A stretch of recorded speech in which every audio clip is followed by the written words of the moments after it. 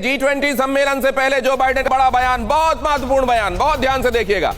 Mid term elections में वो नहीं हुआ जो रिपब्लिकन चाह रहे थे। जो बाइडेन बहुत उत्साहित है और अब क्या कह रहे हैं, चीन के साथ युद्ध नहीं बल्कि मुकाबला चाहते हैं। मुकाबला, हम निष्पक्ष व्यापार समेत कई मुद्दों पर करेंगे बातचीत।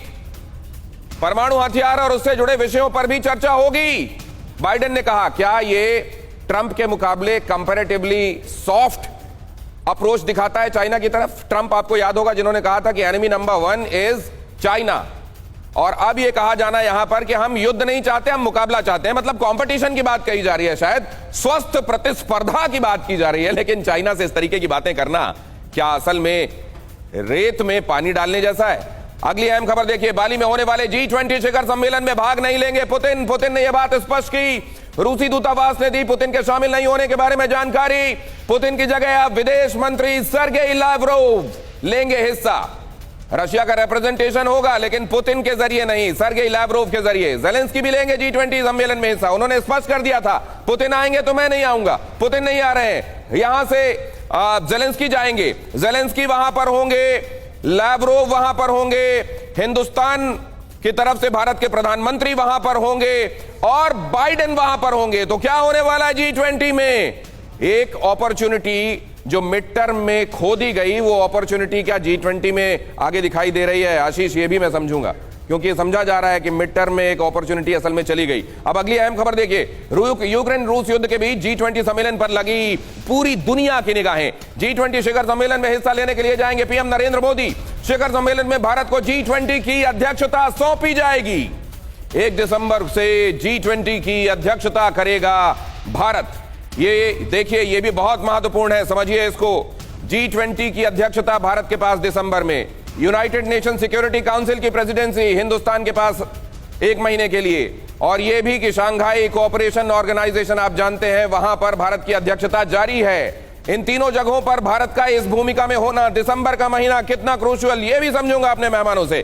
खैरसॉन, गेम इज ऑन। जरा देखिए ये महत्वपूर्ण विवेचना। बिग वॉल की तरफ आइए जरा।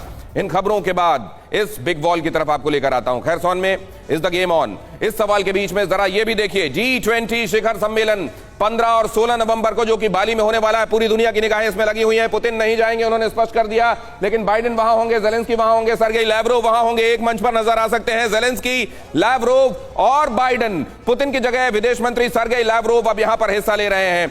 रूस यूक्रेन युद्ध के चलते दुनिया के सामने एक बड़ी चुनौती, G20 से बड़ी उम्मीदें। सम्मेलन में भारत को G20 की अध्यक्षता सौंपी जाएगी। 1 दिसंबर से भारत G20 की अध्यक्षता करेगा, और ऐसे में जब पूरी दुनिया यह सोच रही है कि शायद पीस के मामले में, शांति के मामले में, उसमें मध्यस्थता के मामले में भारत एक बड़ी भूमिका निभाएगा। जो सिनेरियो बन रहा है, जो वॉर फ्रंट पर सिनेरियो बन रहा है, और जो आप देख रहे हैं जियोपॉलिटिकल इस समय जो डायनामिक्स बन रहे हैं, उसमें क्या आगे होता हुआ दिखाई देता है, उस पर चर्चा करें। यहां पर देखिए, भारत पर दुनिया की निगाहें क्यों हैं?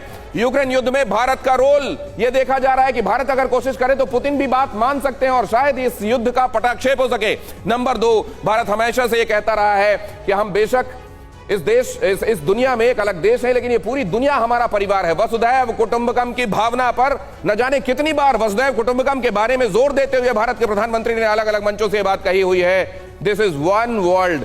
ये भारत सबको अपना परिवार मानता है। नंबर 3, तेजी से बढ़ने वाली अर्थव्यवस्था, और इस समय भारत की इस आर्थिक ताकत को और तेजी से बढ़ती आर्थिक माइट को कोई नजरअंदाज नहीं कर सकता, और इसको खातिर में लाना होगा। ये वो वजह, और इसकी वजह से क्या होगा देखिए, हर एक जगह से चीजें परकोलेट भी कर रही हैं। नंबर 1, G20 की अध्यक्षता यहां पर मिलने वाली है। यूनाइटेड नेशन सिक्योरिटी काउंसिल की अध्यक्षता भी दिसंबर के महीने में, और शंघाई कोऑपरेशन ऑर्गेनाइजेशन की अध्यक्षता आप जानते हैं जारी है। इन तमाम चीजों का कितना असर पड़ेगा, और इसका असर रशिया यूक्रेन वॉर के मामले में क्या दिखने वाला है? भारत के पास आर्थिक, राजनीतिक और राजनयिक ताकत है। अमेरिका ने हाल ही में यह बात, कल ही यह बात कही है, नेड प्राइस ने यह बात कही कि भारत इस समय बहुत अहम भूमिका निभा सकता है। जयशंकर की अपनी बातें जो उन्होंने वहां रशिया में मुलाकातों के बाद कही थी, उसको दोहराया गया, और अमेरिका ने यह कहा कि भारत इस समय हर तरीके से एक सक्षम और संपन्न देश है, खासतौर से जब मध्यस्थता की बात आती है। और यह देखना आने वाला भविष्य भारत का है। पुतिन भी इस बात को दोहरा चुके हैं। अब अगर हर जगह से ये एहतराम मिल रहा है, ये बात को स्वीकारा जा रहा है, ऐसे में मौजूदा सर्कमस्टांसेस में क्या आगे अनफोल्ड होता हुआ दिखाई देता है? आशीष, बहुत जल्दी से।